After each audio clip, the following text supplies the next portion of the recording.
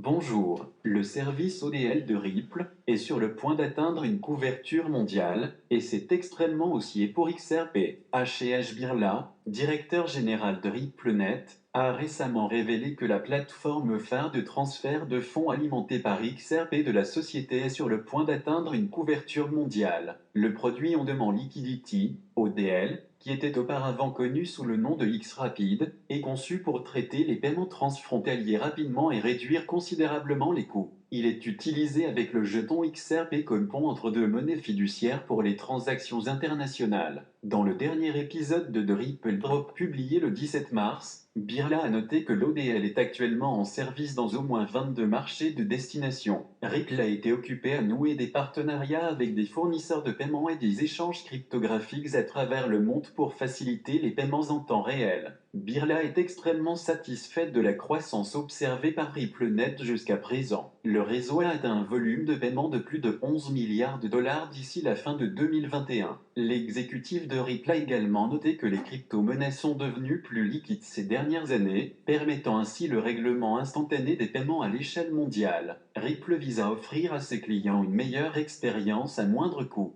En novembre, Ripple a révélé son intention de lancer un service de liquidité qui donnerait aux entreprises clientes un accès aux crypto-monnaies Bitcoin, Ethereum, XRP, Ethereum classique, Bitcoin Cash et Litecoin à partir d'un grand nombre d'échanges et de bureaux OTC à travers le monde. À l'époque, Birla a suggéré que le centre de liquidité pourrait être considéré comme un agrégateur de divers lieux de liquidité et d'actifs individuels, à l'instar de Google Flight pour les compagnies aériennes et les vols. Ripple bénéficie actuellement d'une valorisation de 15 milliards de dollars après avoir racheté des actions de son cycle de financement de série C, comme l'a rapporté Zcrypto. La société de technologie financière basée à San Francisco tente de pénétrer dans le secteur des paiements mondiaux de 2000 milliards de dollars actuellement dominé par Swift. La croissance de Ripple n'est pas perturbée par le procès de la SEC, la Security Exchange Commission des États-Unis a poursuivi Ripple et deux de ses dirigeants fin décembre 2020. Dans son dossier, le régulateur a fait valoir que Ripple avait levé plus de 1,3 milliard de dollars en offres de titres non enregistrés depuis 2013. Le procès a gravement affecté les activités de Ripple,